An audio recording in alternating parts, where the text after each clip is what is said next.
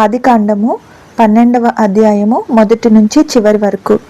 యెహోవా, నీవు లేచి నీ దేశము నుండియు నీ బంధువుల యొద్ద నుండియు నీ తండ్రి ఇంటి నుండియు బయలుదేరి నేను నీకు చూపించు దేశమునకు వెళ్ళుము. నిన్ను గొప్ప జనముగా చేసి నిన్ను ఆశీర్వదించి నీ నామమును గొప్ప చేయుదును. నీవు ఆశీర్వాదముగా నుందువు. నిన్ను ఆశీర్వదించు వారిని ఆశీర్వదించెదను, నిన్ను దూషించు వాని శపించెదను. భూమి యొక్క సమస్త వంశములు నీ యందు ఆశీర్వదించబడునని అబ్రాముతో అనగా, యెహోవా అతనితో చెప్పిన ప్రకారము అబ్రాము వెళ్ళెను. లోతు అతనితో కూడా వెళ్ళెను. అబ్రాము ఆరాను నుండి బయలుదేరినప్పుడు 75 ఏండ్లు ఈడుగలవాడు. అబ్రాము తన భార్య అయిన శారాయిని, తన సహోదరుని కుమారుడైన లోతును, హారానులో తానును వారును ఆర్జించిన యావదాస్తిని, వారు సంపాదించిన సమస్తమైన వారిని తీసుకొని కనానను దేశమునకు వెళ్ళుటకు బయలుదేరి కనానను దేశమునకు వచ్చిరి.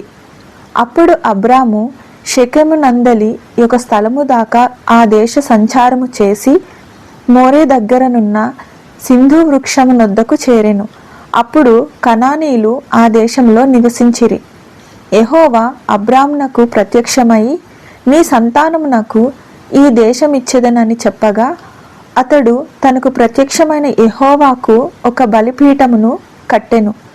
అక్కడి నుండి అతడు బయలుదేరి బేతేలుకు తూర్పుననున్న కొండకు చేరి పడమటనున్న బేతేలునకును తూర్పుననున్న హాయికిని మధ్యను గుడారము వేసి అక్కడ యెహోవాకు బలిపీఠము కట్టి యెహోవా నామమున ప్రార్థన చేసెను.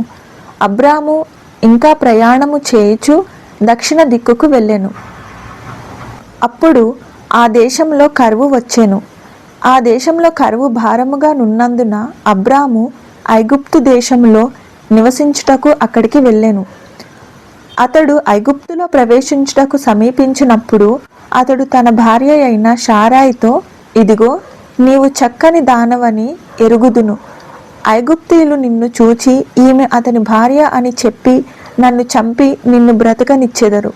నీ వలన నాకు మేలు కలుగునట్లు నిన్ను బట్టి నేను బ్రతుకున్నట్లును నీవు నా సహోదరునివని దయచేసి చెప్పుమనెను. అబ్రాము ఐగుప్తులో చేరినప్పుడు ఐగుప్తీయులు ఆ స్త్రీ మిక్కిలి సౌందర్యవతి అయి యుండుట చూచిరి. ఫరో యొక్క అధిపతులు ఆమెను చూచి ఫరో ఎదుట ఆమెను పొగిడిరి గనుక ఆ స్త్రీ ఫరో ఇంటికి తేబడెను. అతడు ఆమెను బట్టి అబ్రామునకు మేలు చేసెను.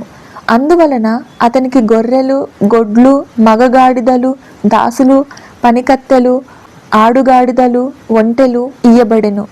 అయితే యెహోవా అబ్రాము భార్య అయిన శారాయిని బట్టి ఫరోను అతని ఇంటి వారిని మహావేదనల చేత బాధించెను. అప్పుడు ఫరో అబ్రామును పిలిపించి, నీవు నాకు చేసినది ఏమిటి? ఈమె నీ భార్య అని నాకెందుకు తెలుపలేదు?